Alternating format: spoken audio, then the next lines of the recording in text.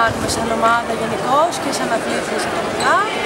Κάποιες φορές το παλέψαμε και φάνηκε και στο αποτέλεσμα και στα σετ τα οποία πήραμε. Μετά χάναμε τη συγκέντρωσή μας και δεν μπορούσαμε να αποδείξουμε αυτό που μπορούμε να κάνουμε. Εντάξει, δεν είμαι καθόλου ευχαριστημένη. Πιστεύω πως τα επόμενα παιχνίδια θα κάνουμε κάτι καλύτερο και ελπίζω σε αυτό, γιατί χρειαζόμαστε νίκες αυτή τη στιγμή. Αυτή τη στιγμή εντάξει, υπάρχει πολλή ένταση και πολύ ενθουσιασμός για τη νίκη που κάναμε σήμερα, παρότι το 3-2.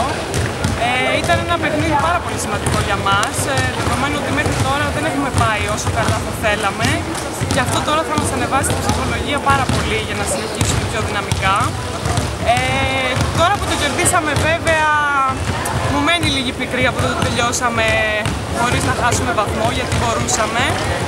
Κάποιες στιγμιαίες χαζομάρες μας το στερήσαν αυτό, αλλά και πάλι κρατάμε την νίκη και είμαι πάρα πολύ χαρούμενη γι' αυτό.